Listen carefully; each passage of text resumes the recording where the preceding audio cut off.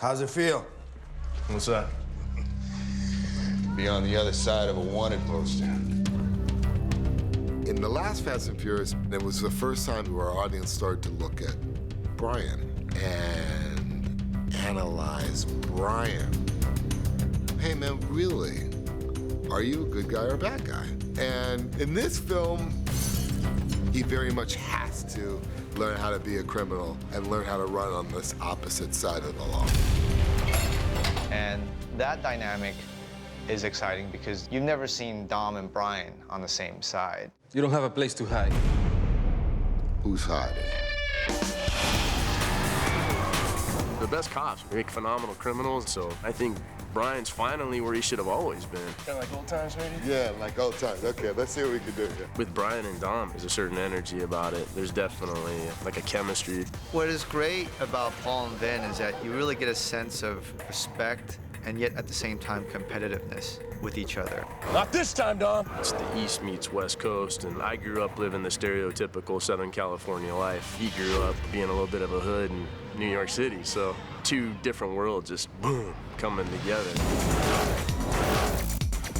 We're intense in different ways, so I can be really, really, really intense. And Paul is usually there to lighten us up.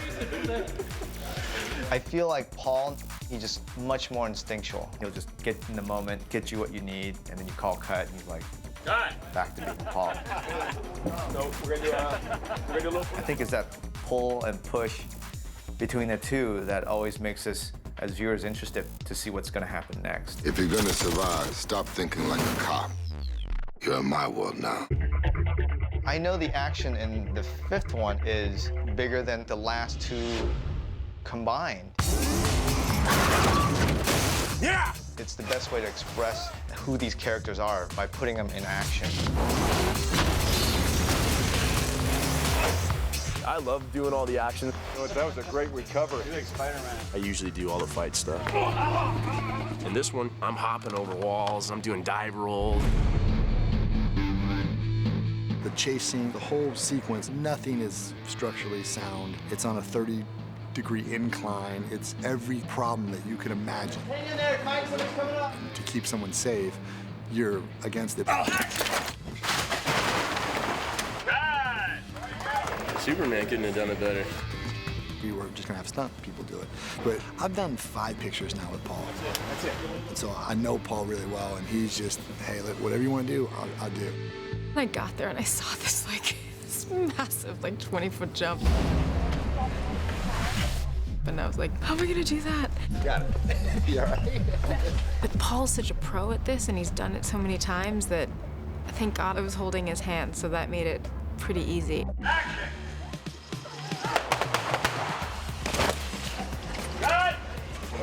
Awesome!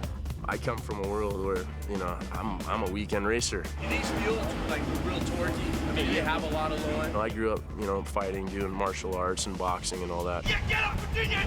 So I want things to be accurate and things to be on point. So neutral, bah, and then drive and go. And with Paul, to have an actor that has that precious relationship with the character, that's what you want to do. Okay. All right, clear the roof. Here we go. And he's really generous as an actor because we have so many scenes where we're close, and when we're, playing a couple, it's very, very intimate. And I was like, can you imagine if we hated each other, how awkward this would be? But because it's been so long and because we do genuinely like each other, there's just an ease about it. She's smart, she's funny, and that makes it easy for me. I mean, she's been my girlfriend basically for 10 years.